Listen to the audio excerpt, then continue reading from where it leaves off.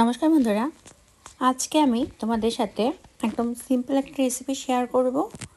আজকে আমার হাতে কম সময় ছিল, তো এর জন্য আমি বাড়িতে বানিয়ে নিয়েছিলাম খিচুড়ি। আমার ঘরে যে সবজি ছিল সেই সবজি দিয়ে একটু নরম পাকের খিচুড়ি বানিয়ে নিয়েছিলাম। তো সেই রেসিপিটাই তোমাদের সাথে আমি আজকে শেয়ার করব যে আমি কিভাবে রান্নাটা করেছি। এটা তোমরা অনেকে অনেক রকমভাবে করো, তা আমি যেভাবে করেছি সেটাই তোমাদের সাথে আজকে শেয়ার করে নেব। তো প্রথমে যেটা করেছিলাম, আমি প্রথমে ডাউল নিয়ে নিয়েছি।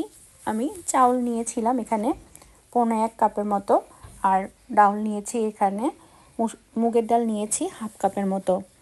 এখন ডাউলগুলোকে খুব ভালোভাবে আমি ধুয়ে নেব। আমি 5-6-7 বারের মতো এরকম জল পাল্টে পাল্টে ধুয়ে নিয়েছি। এবার সবজি যেটা নিয়েছি, যেগুলো আমার ঘরে ছিল আলু, গাজর আর ব্রোকলি। কড়াইতে তেল দিয়ে দিয়েছিলাম। তেলটা গরম হয়ে আসার পরে এখানে আমি শুকনো লঙ্কা, তেজপাতা, দারচিনি, এলাচ আর পাঁচফোড়ন দিয়ে দিয়েছিলাম। সামান্য একটু নাড়িয়ে চাড়িয়ে দিয়ে দিলাম পেঁয়াজ কুচি দিয়ে একটু হালকা নাড়িয়ে চাড়িয়ে এর ভিতরে যে সবজিগুলো কেটে রেখেছিলাম সেগুলো একে একে সবগুলোই একসাথে আমি দিয়ে দিলাম। যেহেতু সময় কম ছিল এজন্য তাড়াহুড়া ছিল, তোমরা চাইলে আগে সবজিটা ভেজে তুলে নিতে পারো। তো এবার আমি সবজিটা একটু ভাজতে থাকবো। সবজি ভাজার জন্য একবারে আমি লবণটা দিয়ে দিলাম, মানে স্বাদ অনুযায়ী লবণটা একবারে আমি খিচুড়ির জন্য দিয়ে দিলাম।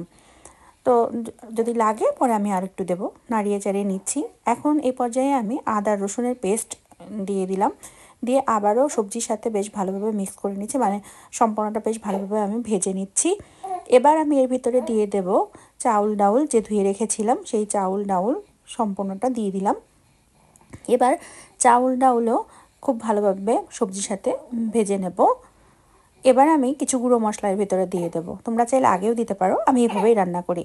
আমি দিয়েছি হলুদ গুঁড়ো, লঙ্কা গুঁড়ো, জিরের গুঁড়ো, ধনিয়ার গুঁড়ো আর গরম মশলার গুঁড়ো দিয়ে এবার খুব ভালোভাবে আমি মশলার সাথে সব কিছু মিক্স করে নিচ্ছি। মানে মশলা দিয়েও খুব ভালোভাবে মিক্স করতে থাকবো এবং ভাজতে থাকবো। একটু সময় লেগেছে মশলাটা দিয়ে একটা ভাজতে, আমি একটু সময় নিই, কারণ যত বেশি কষানো হবে ডাউল সবজি একসাথে তত টেস্টটা ভালো হয়। তার জন্য আমি একটু সময় নিয়ে কষিয়েছি। এবার আমি পরিমাণ মতো জল দিয়ে দিলাম। আমি যেহেতু 1.5 কাপ প্রায় বল যেতে পারে ডাল মিলে নিয়েছিলাম, আমি 3 কাপের একটু বেশি জল দিয়ে দিয়েছিলাম। এবার আমি ঢাকনার চাপা দিয়ে দিলাম। কিছু সময় আমি হতে দিয়েছি। দেখো আমি ঢাকনাটা খুলে নিয়েছি। আমার এটা কিন্তু প্রায় অনেকটাই সিদ্ধ হয়ে গিয়েছে, কারণ আমি ডাল আগে থেকে একটু ভিজিয়ে রেখেছিলাম এর জন্য।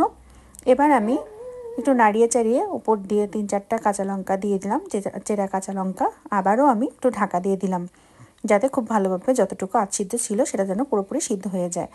দেখো মোটামুটি আমার সিদ্ধ কিন্তু পুরাটা হয়ে গিয়েছে এবং একটু হালকা নরম নরম আছে। আমি একদম ঢেলে নরম করব না, ঠিক এরকম নরম নরম করব।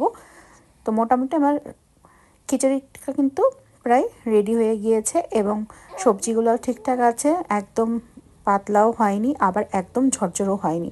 এখন এই পর্যায়ে আমি পরিবেশন করে নেব। তো তোমরাও এভাবে করে দেখতে পারো। তা আমার ভিডিওগুলো যদি তোমাদের ভালো লেগে থাকে তাহলে তোমাদের কাছে অনুরোধ রইল আমার চ্যানেলটিকে সাবস্ক্রাইব করে আমার পাশে থাকার জন্য। তো আজকে এখানেই আসছি, পরবর্তীতে দেখা হবে নতুন কোনো রেসিপি নিয়ে। ততক্ষণ পর্যন্ত তোমরা সবাই ভালো থেকো।